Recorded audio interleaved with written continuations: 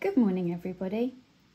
I'm going to show you how to make a model of a tiny little habitat for the sort of animal that you might find in the UK or in Europe. I've chosen a little bunny rabbit. I wonder which animal you will choose. Now, you're going to need a cardboard box. You could use a shoebox, or you could use something a bit smaller than that, like this pasta box that I found, or you could go for a really tiny model of a habitat and have a box like that, which is the sort of thing your light bulbs come in. You're also going to need some scissors and some tape.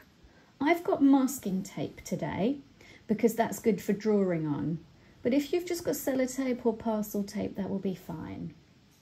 You're going to need either some crayons or some felt tips, or if you've got coloured pencils, that's fine as well. And you're going to need some glue. I chose the medium-sized cardboard box. I like this one because it's got a little plastic window. I'm going to leave that there so that when the lid is down, I can peek inside and see how my bunny rabbit's getting on. Now, it'll be much easier to draw inside the box if you open it out like this. So, this is where our drawing skills come in.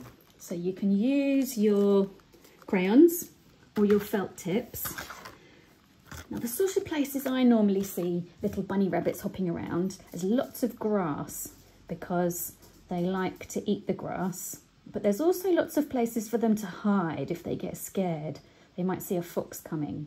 So what I'm going to do is I'm going to draw a little burrow for the bunny rabbit to run down if it gets scared, and also when it wants to go to sleep. And I'm going to draw some green for some grass. That's the first step.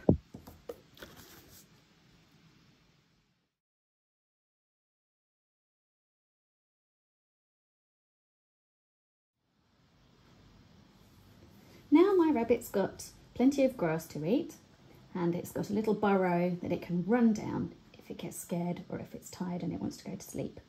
But what's my rabbit going to drink? I need to do a stream so that the rabbit can hop over to the stream and have a little drink. I don't want to do a great big river because I think the rabbit doesn't like swimming too much. So it's just going to be a little trickle of a stream running through this nice grassy meadow.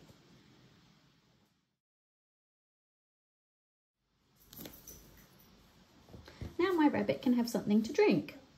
And around the edges of the stream, the banks of the stream can be a little bit muddy. So I'm going to add some mud in a moment, and I'm going to finish off the grass.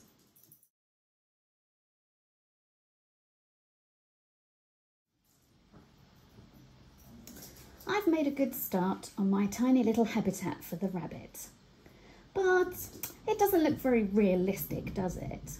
So this is where I'm going to go outside with my scissors.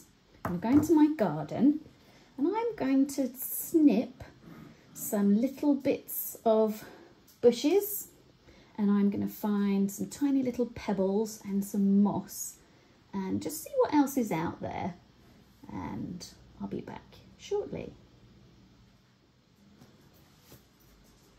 This is what I found. I found this bit of old dried up stick. I'm not quite sure what that is, but that is going to do a good job of looking like a winter tree, because a lot of the trees still don't have leaves on yet. These are some sprigs of rosemary and lavender, and I'm going to turn those into bushes. I'm not sure what this is. This grows in my front garden, but that's going to make some fantastic trees for the background. These actually were some bits of leaves that were left over from a bunch of flowers that are still on my table. So I cut some of the green bits off, and I'm definitely going to do something with those. I found some bits of old bark chippings, and I found some pebbles, and I found loads and loads of lovely green moss. It was just growing on an old concrete post by my gate, so I picked loads of that off. That is going to make some fantastic grass for my rabbit to eat. Now I'm going to get my glue and I'm going to have fun arranging it and sticking it down.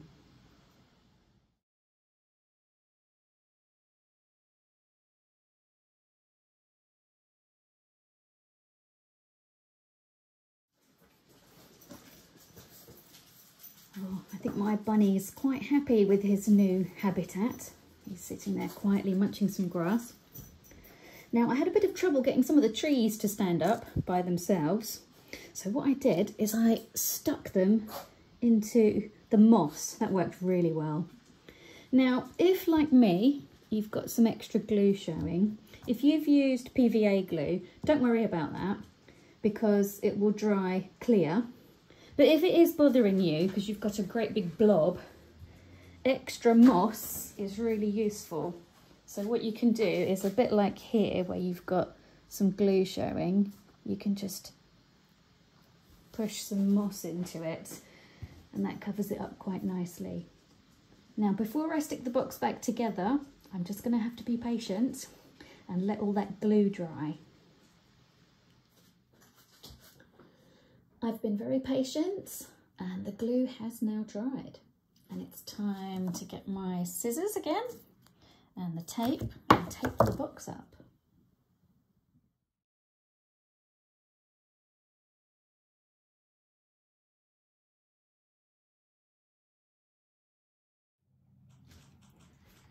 If you are happy with your box like this, then you are finished.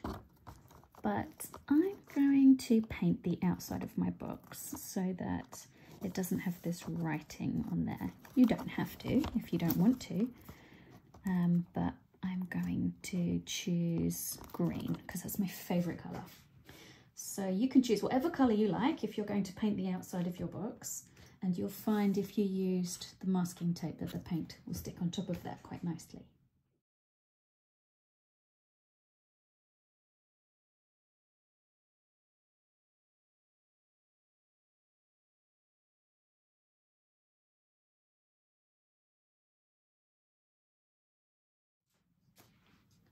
I've finished painting my box and now I need to be patient for just a little bit longer so that the paint can dry, and when it's dry I can play with it. And I hope you've enjoyed watching this video today. I wonder what animal you're going to build a habitat for. Have fun!